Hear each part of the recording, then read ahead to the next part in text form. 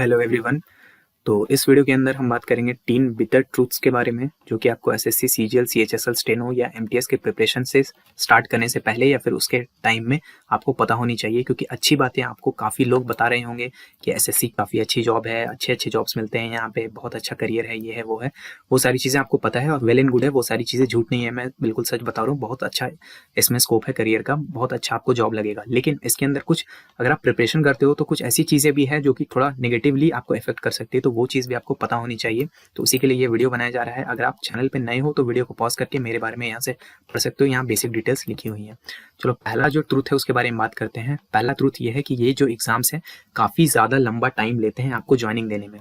For example अगर बात करो तो एसएससी सीजीएल का जो एग्जाम है, लास्ट 3-4 एग्जाम्स का अगर ट्रेंड देखा जाए तो टीयर 1 का जो एग्जाम होता है, आपको पता होगा इसमें टीयर्स में एग्जाम लिए जाते हैं, तो टीयर 1 का जो एग्जाम है उससे लेकर के जो फाइनल आपके हाथ में ज्वाइनिंग लेटर आएगा उसमें 2 साल से ज़्यादा का समय लगा है। लगभग लास्ट के 3 से 4 के सारे सीजीएल में देखो तो सीएचएसएल में भी लगभग ऐसा ही हाल है, 1.5 साल से ज़्यादा का समय लगा है। स्टेनोग्राफर में 1 साल से ज़्यादा का समय लगा है। और सिमिलरली बाकी दूसरे एग्जाम्स हैं, एमटीएस वगैरह हो गए या फिर कोई भी अदर जो भी एग्जाम है जो एसएससी कंडक्ट करवा रहा है, तो समझ जाओ कि काफ़ी लंबा उसमें समय लगने वाला है। रीज़न देखो बहुत सारे हैं, उसमें सबसे बड़ा रीज़न तो यही है कि एसएससी के अंदर डिसिप्लिन का काफ़ी कमी है। इसमें मैं कुछ भी इधर उधर से घुमा फिरा के नहीं बोल सकता, डिसिप्लिन का कमी है और कुछ भी नहीं। क्योंकि सिमिलर एग्जाम्स दूसरे एजेंसीज करवाते हैं तो बिल्कुल टाइम पे करवा देते हैं, बहुत ज़्यादा लोग उसमें अप्लाई करते हैं, फिर भी वो लोग टाइम पे करवा देते हैं। लेकिन एसएससी से ये चीज़ नहीं हो पाती। तो आप समझ लो कि ये जो पूरा प्रोसेस है काफ़ी लंबा आपको समय खींचने वाला है, क्योंकि आपको प्रिपरेशन करने में ही लगभग 6 महीने से लेकर के 1 साल का समय लगेगा, डिपेंडिंग ऑन योर बैकग्राउंड, पूरा सिलेबस कंप्लीट करने में। और उसके बाद भी 2 साल से ज़्यादा, यानी आप समझ लो कि 2 से 3 साल आपको हाथ में रखने चाहिए अगर आप सीजीएल के लाइन में आ रहे हो। और वो भी हो सकता है कि बहुत आगे आपका प्रोसेस पहुंच जाए और लास्ट में आकर के आपको पता चले कि आपका सिलेक्शन नहीं हुआ, क्योंकि मल्टीपल राउंड्स होते हैं हर एग्जाम के अंदर। तो इसीलिए आपको इसमें बहुत ही सोच समझ के आना चाहिए। इसका सॉल्यूशन ये है कि अगर आप स्टार्ट करो तो जितना जल्दी हो सके स्टार्ट करो। यानी बेस्ट टाइम इसका जो स्टार्ट करने का होता है वो होता है +2, जो आपका 12th होता है। 12th खत्म हुआ, 12th का बोर्ड आपने दे दिया, उसके जितना जल्दी स्टार्ट कर सकते हो उतना अच्छा होगा।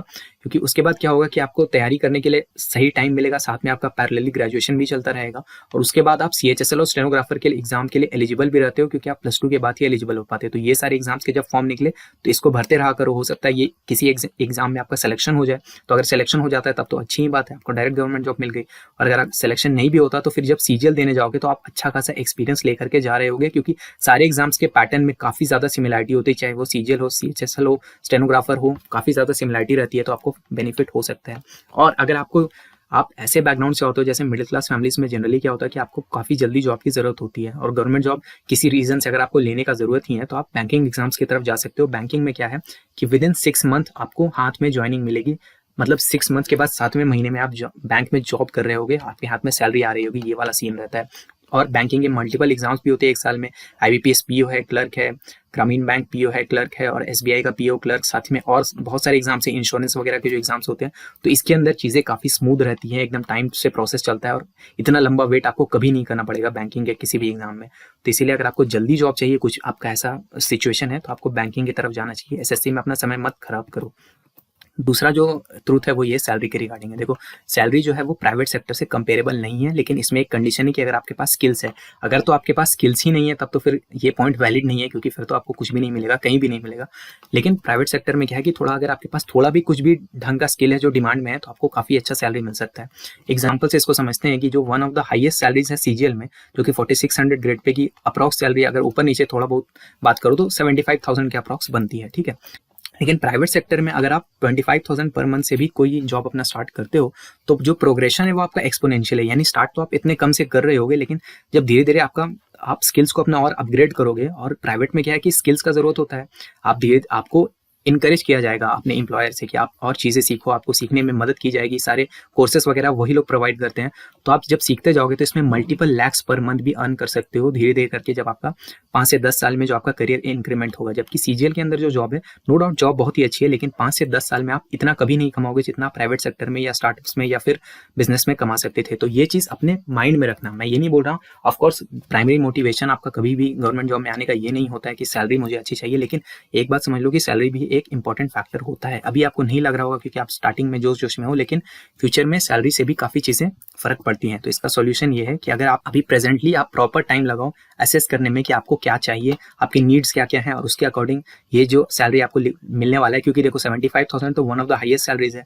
मोस्ट प्रोबेबली जो जॉब्स ज़्यादातर लोगों को मिलते हैं उसमें 50-60 हज़ार के आसपास के हाथ में सैलरी आता है। तो अगर आपको लगता है कि इसमें आपका नीड्स अभी का और फ्यूचर का नीड्स भी इसमें फुलफिल हो जाने वाला है, सिर्फ और सिर्फ तभी आप प्रिपरेशन में आओ, क्योंकि फ्यूचर में अगर आपको लगेगा कि इतने सैलरी से आपका काम नहीं हो रहा तो फिर इलीगल काम करोगे, इधर उधर से गलत तरीके से पैसे कमाने की कोशिश करोगे, और उससे किसी का फायदा नहीं होने वाला, आपका भी फायदा नहीं होगा, देश का तो बिल्कुल भी फायदा नहीं होगा। तो इसलिए वो सारी चीज़ों में मत जाओ। अगर आपको चाहिए, आपको लगता है कि लाइफ में मुझे बहुत लेविश लाइफस्टाइल गुजारनी है, अच्छी अच्छी जगहों पर घूमना है, बड़ी बड़ी गाड़ियों में ट्रैवल करना है, तो फिर आप प्राइवेट सेक्टर की तरफ जाओ या फिर स्टार्टअप्स में जाओ। जॉब्स उधर भी अच्छा खासा स्कोप है, बस आपको स्किल्स चाहिए रहेंगी। यहाँ पे मेन चीज स्किल का है। देखो सैलरी से रिलेटेड एक पॉइंट ये भी कि अभी आप देख रहे होगे यूट्यूब पे ही देखने को मिल जाता है, बहुत सारे ऐसे लोग हैं जो सीजीएल के बड़े बड़े जॉब्स में है, किसी को एक्साइज इंस्पेक्टर मिला हुआ है, किसी को इनकम टैक्स इंस्पेक्टर मिला हुआ था अपने टाइम पे, लेकिन वो सब वहाँ पे वो सारी जॉब्स को छोड़ करके और टीचिंग वाली लाइन में आए हुए हैं। रीजन क्या है?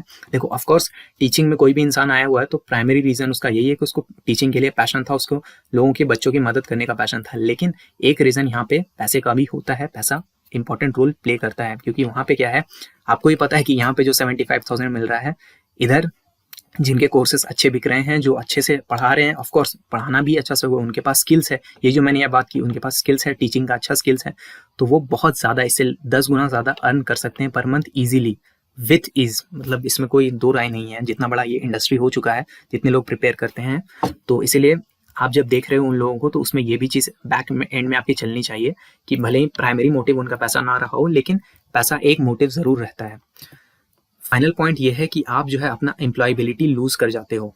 देखो 2 से 3 साल अगर आप दोगे, जैसे स्टार्टिंग में ही बात हुआ एसएससी की प्रिपरेशन में, तो वो काफ़ी डिमांडिंग प्रोसेस होता है, और इस 2 से 3 साल में आप क्या सीखते हो? जीके, इंग्लिश, रीजनिंग और मैथ्स। अब आप बोल सकते हो कि ये जीके, इंग्लिश, रीजनिंग, मैथ्स अगर हम सीखते हैं 2 से 3 साल में, अगर हमारा जॉब नहीं भी लगता तो हम कहीं पे एज अ टीचर जॉब कर लेंगे। लेकिन आप सोच के देखो, ये कॉमन सेंस के कितने खिलाफ है कि अगर मान लो कि आप रीजनिंग सीखते हो, या फिर चलो आप मैथ्स बहुत अच्छा कर लेते हो, तो आप अकेले वैसे थोड़ी होगे जो उस साल मैथ्स अच्छे सीख करके आ रहे होगे। हर साल अप्रॉक्स नियर अबाउट मान के चलो तो 50 लाख लोग एग्जाम देते हैं, ऊपर नीचे, मतलब ऐसे तो उससे कहीं ज़्यादा देते हैं, लेकिन सारे गवर्नमेंट जॉब्स मिला के बात करो तो लगभग 50 लाख लोग तो एग्जाम देते ही होंगे। उसका अगर 1% लोग भी मैथ्स बहुत अच्छे से पढ़े होंगे और बहुत अच्छे से सीख रहे होंगे, तो 50 लाख का 1% कितना हो गया? 50,000 हो गया। यानी हर साल 50,000 लोग बहुत ही अच्छा मैथ्स सीख करके आ रहे हो। तो आपको लगता है कि 50,000 मैथ्स पढ़ाने वाले लोगों का डिमांड है? डिमांड तो कुछ ऐसी चीज़ों का होता है ना जिसकी सप्लाई की कमी है मार्केट में, बहुत कम लोग हैं जो उस चीज़ों को अच्छे से जानते हैं। तो प्राइवेट सेक्टर में जब इसके बाद आप एंटर करोगे तो एक तो आप अपने यूथ के, अपने जवानी के बहुत ही वाइटल ईयर्स को लूज कर जाते हो, और उसके बाद आप कुछ सीखते भी नहीं हो। तो कुछ भी आप ऐसा नहीं सीख रहे हो जो कि हाई डिमांड में है जॉब मार्केट में। इसीलिए आपको करना क्या है कि थोड़ा सा टाइम दो हर दिन, जब भी आप प्रिपरेशन करते हो थोड़ा सा टाइम दो और कुछ भी हाई डिमांड की स्किल्स सीखने की कोशिश करो हर दिन। ऐसा नहीं है कि आपको बहुत ज़्यादा समय देना है, अगर आप आधा घंटा भी पर डे देते हो तो बहुत अच्छे से किसी चीज़ में आप मास्टरी कर सकते हो। यानी कि आप प्रोग्रामिंग सीख सकते हो, वेब डेवलपमेंट सीख सकते हो, ग्राफिक डिजाइन है, वीडियो एडिटिंग है, सोशल मीडिया मैनेजमेंट है। ये तो ऐसा चीज़ है जो कोई भी कर सकता है। सोशल मीडिया, फेसबुक, इंस्टाग्राम, ये सब मैनेज करना, ये भी एक बहुत बड़ा स्किल होता है। इमेज एडिटिंग हो गया, ऐप डेवलपमेंट हो गया, डिजिटल मार्केटिंग है, क्रिएटिव राइटिंग है, बहुत सारी ऐसी चीज़ है जिसके लिए आपको कोई ऐसा हाईटेक चीज़ करने का जरूरत नहीं है। बस आप थोड़ा सा टाइम एफर्ट डालोगे तो ये भी सीख सकते हो। तो ये अगर चीज़ आप सीख के रखते हो तो 2 से 3 साल के बाद अगर आपका तो सिलेक्शन हो गया एसएससी में, तब तो बहुत ही अच्छी बात है। लेकिन अगर आपका सिलेक्शन नहीं भी हुआ तो एटलीस्ट आपके पास एक ऐसी स्किल रहेगी जिसके बाद फिर आप प्राइवेट सेक्टर में भी एक अच्छा जॉब पकड़ सकते हो। तो ये मैं 3 चीज़ें आपको बताना चाहता था। इन सब 3 चीज़ों को जानने के बाद, प्रोज एंड कॉन्स इस्टेब्लिश करने के बाद, अगर आपको लगता है कि आपको एसएससी की प्रिपरेशन में आना है तो उसमें आप जनरल अवेयरनेस को इग्नोर अब नहीं कर सकते, क्योंकि सीजीएल का जो पैटर्न चेंज हो चुका है, आपको पता ही होगा। जनरल अवेयरनेस आपके मेंस में भी आने वाला है, साथ ही सीएचएसएल में भी जनरल अवेयरनेस का जरूरत होता है, स्टेनो में भी, हर एग्जाम के अंदर जनरल अवेयरनेस का जरूरत होता है। उसके लिए अगर आप लूसेंट पढ़ने से बचना चाहते हो, क्योंकि लूसेंट एक बहुत बड़ी बुक है, या फिर इस तरह के कोई भी सिमिलर बुक बहुत बड़ी होती है, तो आप हमारा कंप्लीट जनरल अवेयरनेस का कोर्स ले सकते हो। इसके अंदर आपको रिकॉर्डेड वीडियो लेक्चर्स मिलेंगे, साथ ही साथ आपको नोट्स भी मिलेंगे जो हिंदी और इंग्लिश दोनों लैंग्वेज में है, और वीडियो लेक्चर्स इंग्लिश लैंग्वेज में होंगे। इसमें मैं पढ़ा रहा हूँ और एग्जाम क्लस्टर टीम के दूसरे मेंबर्स भी आपको पढ़ा रहे होंगे। कोर्स कंप्लीशन का डेट है 26 जनवरी 2023, और अगर आप कूपन कोड ऑफिसर यूज करोगे तो 10% का आपको ऑफ भी मिलेगा। नियर अबाउट आपको 500 में ये कोर्स अभी पड़ जाएगा। इसमें history, polity, geography, economics, physics, chemistry, bio and computer की पूरी तैयारी की जाएगी। जो कंप्यूटर आपको आने वाला है टीयर 2 सीजीएल में, उसका भी आपको प्रिपरेशन के लिए यहीं पे आपको मिल जाएगा, कहीं इधर उधर जाने की जरूरत नहीं है। तो अगर आप कोर्स लेना चाहते हो तो डेमो लेक्चर्स जाके हमारे ऐप में देख सकते हो। ऐप का लिंक डिस्क्रिप्शन और पिन कमेंट दोनों में मिल जाएगा, वहां से देखो। अगर आपको अच्छा लगता है तो ले सकते हो, नहीं अच्छा लगता तो कहीं और से ले सकते हो, कोई इशू नहीं है। लेकिन जनरल अवेयरनेस के लिए कोई ना कोई अभी आप सोर्स पकड़ के चलना, क्योंकि जनरल अवेयरनेस इस बार आप इग्नोर नहीं कर सकते। तो आई होप आपको वीडियो से कुछ वैल्यू मिला होगा। वीडियो को नेगेटिव वे में बिल्कुल मत लेना कि मैं आपको डिस्करेज कर रहा हूँ। डिस्करेज करने की बात नहीं है, बस आपको प्रोज एंड कॉन्स दोनों पता होने चाहिए। वीडियो को देखने के लिए आपका बहुत बहुत धन्यवाद। वीडियो से अगर आपको वैल्यू मिला तो लाइक जरूर करिएगा। वीडियो को अपने दोस्तों के साथ शेयर भी कर दीजिएगा, स्पेशली स्टडी ग्रुप्स में, जो बड़े बड़े ग्रुप्स होते हैं वहाँ पे अगर आप शेयर कर दोगे तो बहुत फायदा हो जाएगा। क्योंकि हो सकता है कोई एक ऐसा बंदा है जो अपना टाइम इसमें खराब कर रहा है, वो यहाँ से मूव आउट करके मे बी बैंकिंग वगैरह में चला जाएगा। क्योंकि देख लो, मेरा मकसद यहाँ पे आपको कोर्स बेचना ये सब करना नहीं है। मेरा मेन मकसद आपको गाइड करना है। क्योंकि अगर आप यहाँ से निकल के बैंकिंग में जाओगे या इस लाइन को छोड़ दोगे तो हमारा तो यहाँ पे लॉस ही होने वाला है एक तरह से देखा जाओ। लेकिन मेन चीज़ है कि आपको गाइडेंस अच्छी मिलनी चाहिए। तो वीडियो यहीं तक था। वीडियो देखने के लिए आपका धन्यवाद। मेरा नाम है ऋषिकेश। जय हिंद।